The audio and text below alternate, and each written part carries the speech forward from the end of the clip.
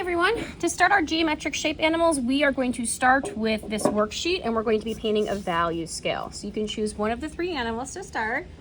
And you need a mixing plate, you need a tray of tempera paint, and a water cup, a brush, a sponge on a tray, and you might want to get some brushes that are different sizes, a couple different sizes, small, medium, and large.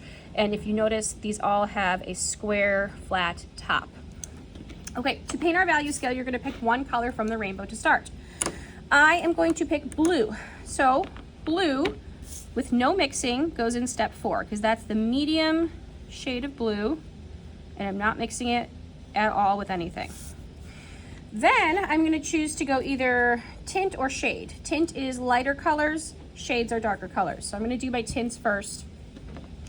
I am going to take a little scoop of blue, put it anywhere on my paint palette, and then I'm going to mix a little bit of white into it. Just a little bit to start. It will create a lighter blue. This will be my number 3. Then I'm going to wash my brush, get a little bit more blue. Sorry, get a little bit more white, to make a lighter blue. You should see there's a transition between darker to lighter to lighter. Wash my brush, get a little bit more white. This one should be very light. Okay, tints are complete. Let's do shades now. Do not mix in the same pile, you need a new pile.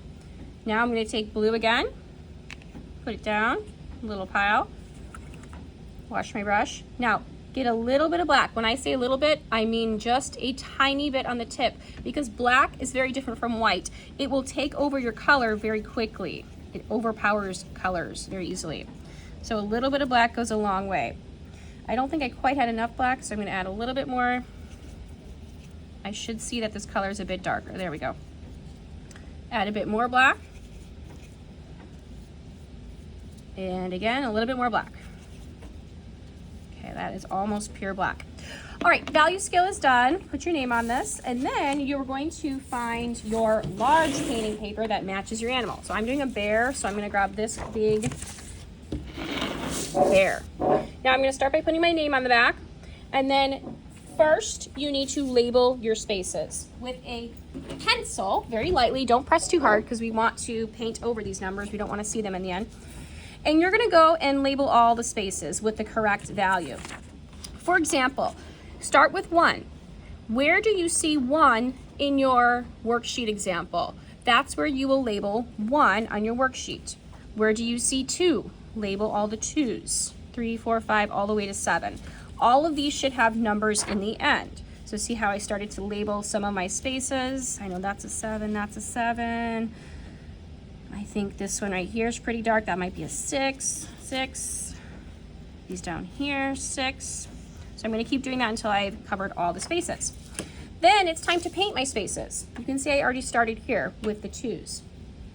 When you are painting your spaces, you're going to use, again, the flat brush. And I'm going to start with my number 4s because that will be easiest. So actually, I don't have to do any mixing because 4 is just my color with no mixing. So I'm going to dip in my blue, get a little bit on my brush, and I'm going to paint all of the spaces where I see 4s. So 4 is like smack dab right in the middle, no mixing. So I think this one is definitely a 4. So I'm going to go ahead and paint those spaces. Now we're using these flat brushes because you should be pressing your brush up against the line and pulling in. That's how you get a nice, precise line of paint. You're pushing it up against the edge and pulling it in. So that is one way in which you can get a nice straight line. Another way in which you can get a nice straight line is if you put a little scrap paper up against your edge like this, and you paint from the scrap paper onto your paper like that. You can get a nice straight line like that, or you can even use painter's tape and put it on the edge of your shapes. Now when you're painting the smaller shapes, you might want to switch to your smaller brushes because as you can see, some of these shapes are really teeny tiny. So I might need to just use the skinnier brushes to get into those tinier spaces. Or if I need to get into these little corners, that's where my tinier brushes will help me. This looks great so far. So some of your spaces might need a second layer. For example, if you're painting it and you can still see your number underneath, you're gonna paint that over again in a second layer. In the end, you're also gonna paint the background. So imagine all my spaces were painted and I was done. I'm going to paint the background. I probably am gonna use my big thick brush for that because it's a very large area. Pick a color that you think matches or stands out against your animal color really well. So I know that the complementary color of blue is orange, so maybe I can paint the background orange. Or some people might want to paint their background black. So if you'd like to get just a nice clean looking background, black might be a good option. So you're gonna paint everything all the way around black, or whatever you want your background color to be. Okay, when I am finished, put this on the drying rack, check in with Miss Buettner.